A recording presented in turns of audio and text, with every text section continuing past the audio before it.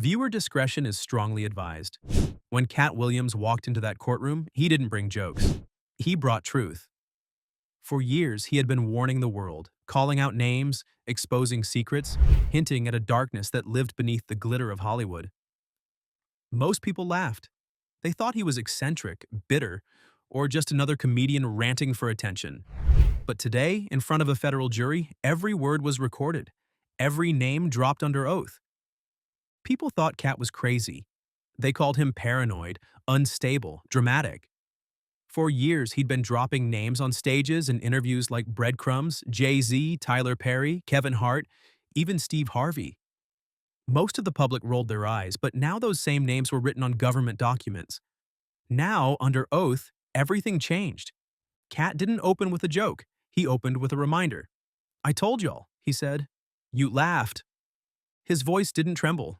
The things he had joked about for a decade, secret parties, odd disappearances, overnight fame, were now part of an active investigation. And this time, the government was listening. He talked about noticing a pattern, the same actors, producers, musicians popping up at the same places, then suddenly getting record deals, TV shows, endorsement campaigns. It wasn't talent, he said. It was access. And behind that access, a very familiar name kept surfacing. Sean Diddy Combs. Katt didn't just accuse Diddy of being a music mogul. He described him as a broker of influence. Someone who didn't just open doors, but controlled what was on the other side. According to his testimony, Diddy's invitations weren't about networking. They were tests, initiations, leverage traps, phones confiscated, contracts signed, cameras hidden in ceilings and corners, parties disguised as celebrations but staged as setups. People didn't leave the same way they came in, Katt said. They walked in free, they walked out owned. Every name he dropped, he claimed, had been there. Some attended to watch, some participated, but all of them knew. And none of them said a word.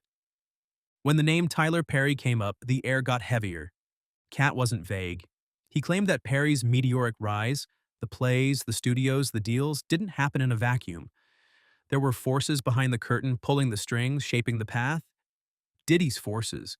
He described Perry not just as a media mogul, but as a symbol of how success could be traded for silence.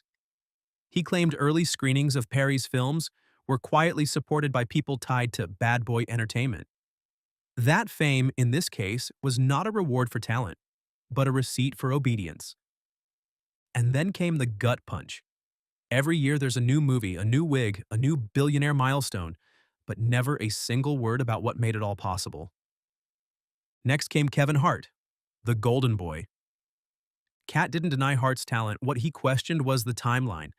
He asked the courtroom to think, how does a man go from minor cable shows to billion-dollar blockbusters in just a few years with no major flops in between? That doesn't happen by accident, he said. That's the price of saying yes.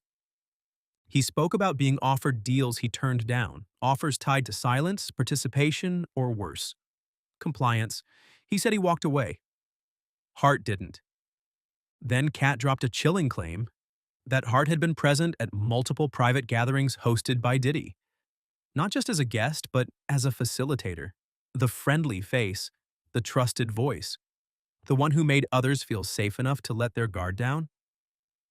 Then Katt turned the spotlight on two men he once admired, Ricky Smiley and Steve Harvey. With Ricky, he said the shift was obvious. A comedian with prank calls suddenly headlining films and syndicated radio? He didn't get that with jokes, Katt said. He got that with address. He claimed Ricky's success came after specific performances and specific parties. He even said he once refused to work with him unless Ricky wore that same dress again. Not out of spite, he added, but because that's how the game rewards submission. As for Steve Harvey, the accusations hit deeper. Katt said Steve didn't just know about Diddy's world, he embraced it. He pointed out Steve's public silence, his willingness to stand next to the very man who was allegedly involved with his own daughter. What father smiles through that? He asked. Katt accused Steve of stealing show concepts, burying rising comedians, and protecting the very system that built him. Katt's voice dropped when he said the next name, T.D. Jakes. It wasn't just the courtroom that shifted. Reporters leaned in. The judge lifted his eyes. Because when you bring the church into a federal courtroom, especially one tied to entertainment, power, and blackmail, you're walking a tightrope lined with gasoline. But Katt didn't flinch. He looked around and said, "You think they only use studios to clean things up? Nah, they use sanctuaries too." He described how religious leaders with national platforms were used not to expose sin, but to polish it. Katt alleged that Diddy's team had long maintained ties with high-profile pastors, not for spiritual reasons, but strategic ones. "They ain't looking for salvation," Katt said. "They're looking for sanitation." According to his testimony, T.D. Jakes wasn't just preaching next to Diddy, he was helping to wipe the slate. Katt claimed that Diddy sponsored multiple gospel concerts under the guise of healing the culture, but they were PR cover. Lavish venues, celebrity choirs, velvet rope entrances, and millions in quiet donations. "You ever seen communion served next to champagne?" Katt asked. "I have." He said Jakes would discourage artists from speaking up, warning that doing so could harm the church's outreach. "But what about the victims?" Katt demanded. "What about the lives being destroyed under that outreach?" He then made the claim that shook the room. T.D. Jakes knew about at least one scandal tied to Diddy's assistant, and he told them, "Handle it privately." Then Katt paused, looked the jury dead in the eye. "That's not a pastor. That's a fixer in a robe." Now Katt shifted, from names to infrastructure. "This ain't about wild parties," he said. "It's about what comes after." He explained that Diddy's empire wasn't just built on music, branding, or money. It was built on surveillance, on leverage, on knowing things about people they'd never want the world to see. According to Katt, insiders told him about hidden recording systems planted inside hotel rooms, penthouses, and private homes used for these elite gatherings. Not cameras in the corners, no. These were embedded in furniture, walls, lamps, even thermostats. "Some of y'all been filmed by the couch," he said bluntly, "and you didn't even know it." He described encrypted backups, servers housed outside of the US, and internal protocols where footage would automatically duplicate to secure vaults controlled by Diddy's inner circle. And the footage wasn't used for fun. It was used as currency. A celebrity caught doing something regrettable could suddenly be persuaded to sign a contract, stay silent about an incident, or appear publicly with someone they disliked. Katt called it the obedience file. Everyone had one. The higher your star power, the more likely your file was active. "One artist told me," Katt said, "if they ever leak what they got on me, I'm done. I'm not just talking canceled, I'm talking erased." And Katt believed him. He said there was a reason why people like Ashton Kutcher once joked, "What happens at a Diddy party stays at a Diddy party." Because they all knew. They knew what went on, and they knew who was watching. This wasn't paranoia, Katt warned. This was protocol. Then came the roll call of those who tried to speak. Dave Chappelle, Martin Lawrence, Jaguar Wright, Al B. Sure. Katt didn't call them victims. He called them whistleblowers who got labeled as crazy to keep the machine moving. Because if you discredit the messenger, no one listens to the message. He spoke about Chappelle's infamous trip to Africa not as a breakdown, but as a survival move, a strategic disappearance. He turned down $50 million, Katt reminded the court. That wasn't because he was unstable. That was because he saw the price tag had a fine print. He described Martin Lawrence's public meltdown, running through the streets, screaming that someone was trying to kill him. "And what did the world say?" Katt asked. "Oh, he's just lost it."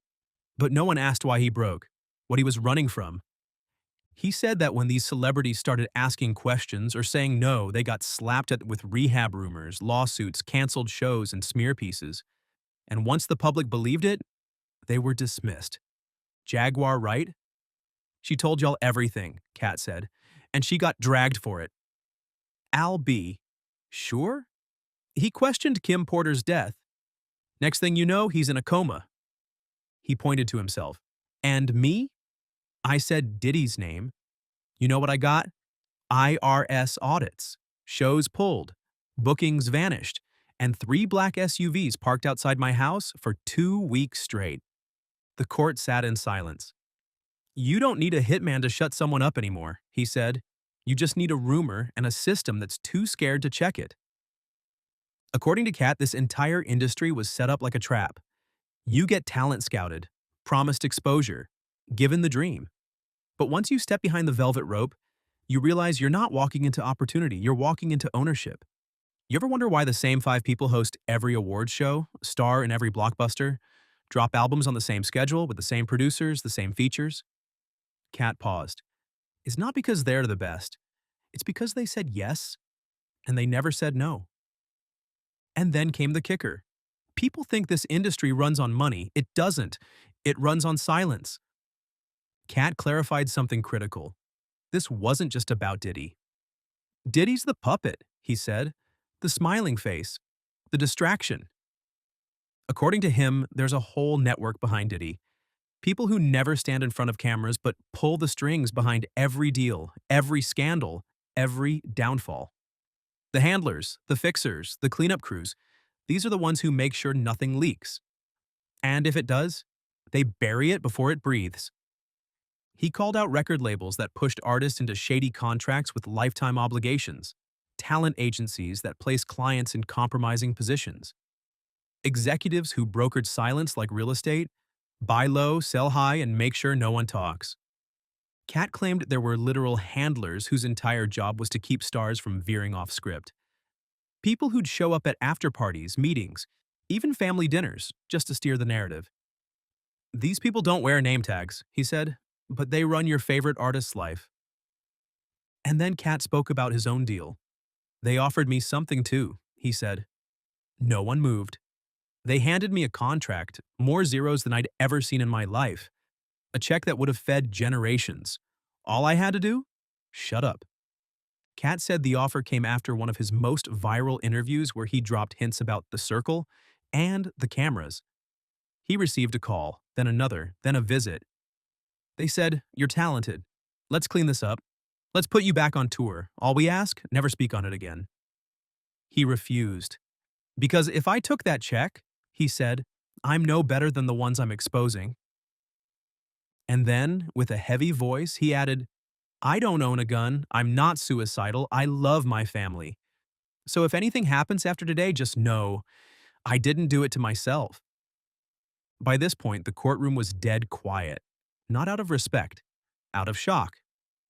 A man who had once been mocked for being too loud, too paranoid, too extra, had just walked them through a system more calculated, more vicious, and more corrupt than most could imagine.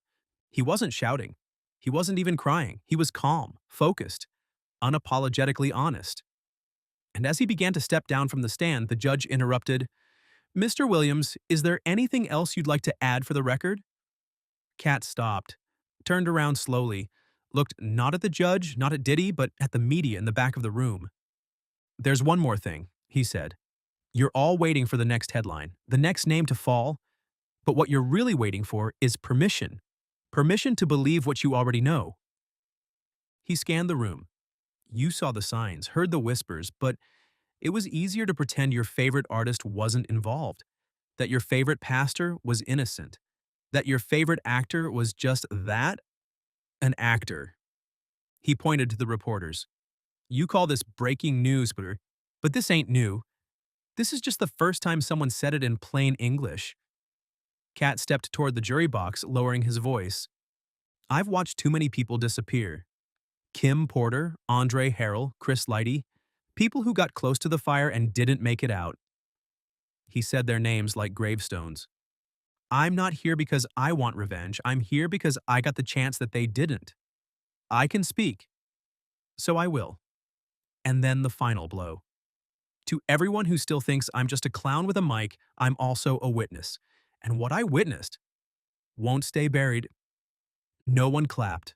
No one blinked. Katt walked out of that courtroom not like a performer exiting stage left, but like a man walking through smoke after setting fire to a house of cards. No headlines were written yet. No names were charged. But something had cracked, and it wasn't just the silence. It was the belief that this world was too big, too polished, too protected to fall. Because after Katt's testimony, Hollywood had to ask itself a terrifying question. What if he wasn't joking this whole time?